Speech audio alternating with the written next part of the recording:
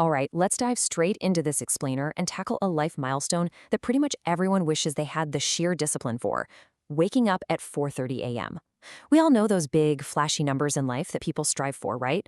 Turning 18, hitting that $100,000 salary, reaching $1 million net worth, or, I don't know, maybe even running a 7-minute mile. But there is one particular milestone, a highly specific wake-up time, that just seems to elude almost everyone. It feels totally impossible. Well, today we're going to look at exactly how to make it happen, and more importantly, why it is absolutely worth the effort. Now, you might be wondering, why on earth is 4:30 a.m. the ultimate life milestone? It sounds a bit like a punishment. But rather than being a punishment, hitting this specific wake-up time is actually a mathematical life hack. It literally sets you up for success before your 9 to 5 even begins. Assuming you work or go to school or do whatever shady business you've got planned from 9 a.m. to 5 p.m., waking up at 4:30 a.m. unlocks a level of daily balance that most people will just never experience. It completely changes the geometry of your day. Section 1. The 4:30 a.m. advantage: reclaiming your time. When we actually break down the exact hours you gain by just shifting your schedule, the math is genuinely eye-opening. Assuming a standard workday, a 4:30 a.m. wake-up gives you exactly 4.5 hours of free time before work, 4.5 hours after, and a full 7 hours of sleep. In other words, it's fully optimal. Now, obviously, not all of this free time is completely free. We do have to ignore the time it takes to commute, brush your teeth, cook, clean, that sort of thing. But the ratio itself remains absolutely perfect. And as a quick aside, if you ever map this out on a 24-hour clock and find it totally confusing, you can always just switch your phone settings back to normal. Because let's be real, everyone who uses 24-hour time is just secretly converting everything back in their heads anyway. And this perfectly illustrates exactly why our normal schedules fail us. Clumped evening time is so easily wasted when you're just tired and distracted, but segmented morning time, that lets you work toward getting rich, getting ripped, or learning an instrument without any interruption. Think about it for a second. If you wake up as late as you can possibly get away with and go to sleep as late as you can get away with, all of your free time gets clumped into one giant block at the end of the day. And by the end of the day, you're exhausted from work or school, other people are awake and distracting you, and honestly, having a massive block of time all at once makes it incredibly easy to just waste on the couch. Segmenting that time into the morning completely flips the script. Moving on to Section 2, why willpower fails you: the trap of standard advice. Look, if you've tried and failed to wake up early in the past, it's honestly probably because the standard advice you Googled is fundamentally flawed. It's totally unrealistic. A lot of people see the benefits of waking up early but just push it off, telling themselves, oh, I'll worry about sleep later once I've started a business or made a bunch of friends. But fixing your sleep is what actually helps you achieve those things. The real problem is how we try to fix it. Relying on this overwhelming optimal list requires massive, sudden bursts of willpower to do things you've literally never done before, which is exactly why it never sticks. You know the advice. Take a warm shower at night, even if you're a morning shower person, dim the lights, try to read a book even though it's way too dark to see, and meditate for the first time since last year. Then you get into bed 3 hours early, toss and turn for an hour, magically wake up, take a freezing cold shower, and run 2 miles. I mean, come on, it requires a monumental amount of motivation to do this giant list of brand new habits every single day for the rest of your life. It's a total trap. Section 3. The one alarm method: conditioning muscle memory. So the goal here is to completely abandon willpower and instead train your brain to react to your alarms instantly. Think of it like Pavlovian conditioning, just like how a dog associates a certain word with a walk. To build this response, the source recommends first deleting all those extra unnecessary alarms on your phone. You know the ones. They might wake you up eventually, but what you're really doing is training your brain that the sound of your alarm doesn't actually need to be taken seriously. Instead, you're going to practice this exact routine during the day at least 5 times. This builds a muscle memory response that automatically forces you out of bed the second that alarm rings. You can literally do this right after this explainer. Darken the room, set your alarm for 1 minute from now, and get into bed with the covers pulled up. Just pretend to sleep.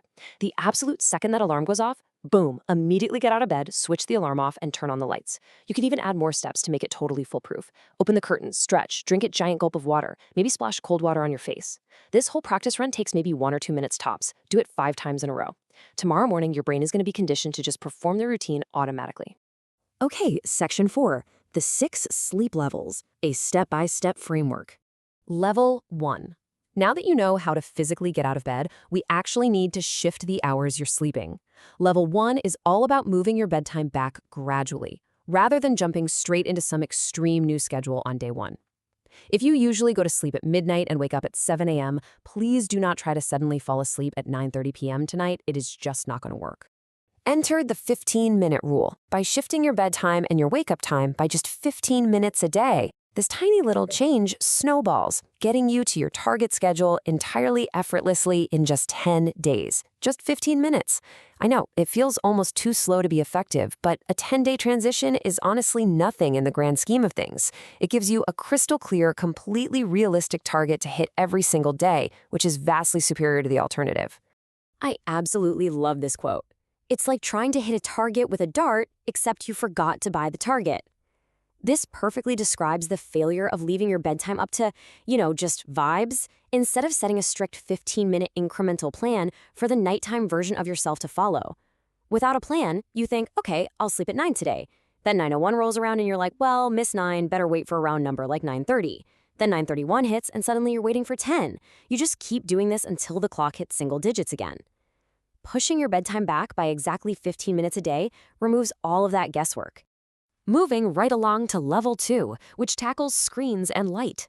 Because, let's face it, those standard default blue light filters on your phone, they are simply way too weak. We all know bright light, and especially blue light, completely ruins your ability to fall asleep. The source suggests you really need to go big or go home here. Turn the red filters on your devices quite literally all the way up and switch to warm-colored bedroom lamps as bedtime approaches to signal to your brain that it is finally time to sleep. Don't just rely on that subtle, automatic nighttime shift on your laptop. Turn it up until the screen is intensely, almost aggressively red. The more red, the better. Couple that with a warm lamp in your bedroom, and your brain will finally start getting the right physiological signals. Next up is level 3, which simplifies the entire nighttime routine down to one single unbreakable rule. Forget all those complicated multi-step wind-down rituals. Just stop using screens entirely 30 minutes before bed. Ditch them and fill that time with literally anything else. You can stretch, you can clean, you can even sit there and read a pressure washer operations manual. Because any important late-night work you think you have to do can just be done during your brand new, highly productive morning block. I know the immediate pushback here, but I can't turn off my screens. I have super important stuff to finish. But remember, you're waking up much earlier now, so you really aren't losing any time. In fact, you are going to be way more productive doing that work in the morning because you'll have a firm time limit before your day actually begins. At night, it's just way too easy to waste 4 hours and then dip into your precious sleep time to compensate. Take that option away from yourself entirely.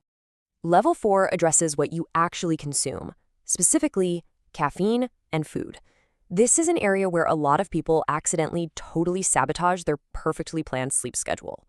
Here's the deal. Caffeine can hang around in your system for up to 10 hours, and eating late completely wrecks your digestion. So cutting both off early makes falling asleep significantly easier. Sure, some people will claim they can handle an afternoon coffee just fine, but if you want to make this transition as frictionless as humanly possible, cut the caffeine after lunch, period. And the food aspect is just as critical. Trying to digest a massive heavy meal right before you ask your body to power down makes falling asleep a surprisingly difficult task. Eat earlier, sleep easier. It's that simple. All right, almost there. Level 5 is an obvious but frankly totally ignored truth about physically tiring yourself out. We spend so much of our lives just sitting at desks that our bodies physically don't even know it's time to rest.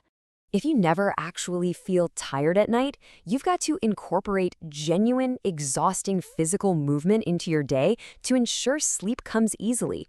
And by this, the source explicitly points out that we are talking about actual tiring activity, like moving around, getting your heart rate up, going for a walk, doing active chores. Not just laying on a gym bench pressing weights for 20 minutes and calling it a day. If you expend real energy, your body is going to naturally crave that 9:30 p.m. bedtime. And finally, we reach level 6. Honestly, this is included mostly for fun, because let's be real, almost nobody actually does this. But if you want to be a true master of your time, the ultimate unbeatable boss level of schedule fixing is forcing yourself to wake up at 4:30 a.m. every single day. Yes, even on a Saturday, cementing the habit permanently. I know it sounds super intense, but consistency really is the ultimate biological hack. If your body doesn't have to guess whether it's a Tuesday or a Sunday, that 4:30 a.m. wake up stops being a massive effort and just becomes your default state of being. So it all boils down to this. Are you just reclaiming your morning, or are you actually reclaiming your life goals? Because fixing your schedule won't just matter when you're 95 years old looking back on your life. It's the foundation that indirectly fixes pretty much every other problem and propels you toward everything you actually want to achieve. Getting rich, getting ripped, learning a new language, starting that business. These things don't happen in the exhausted, clumped together twilight hours of your day. They happen when you take control. So I'll leave you with this question to ponder. If gaining an uninterrupted 4.5 hours every single morning could completely change the trajectory of your life, what is actually stopping you from setting that 1-minute practice alarm today?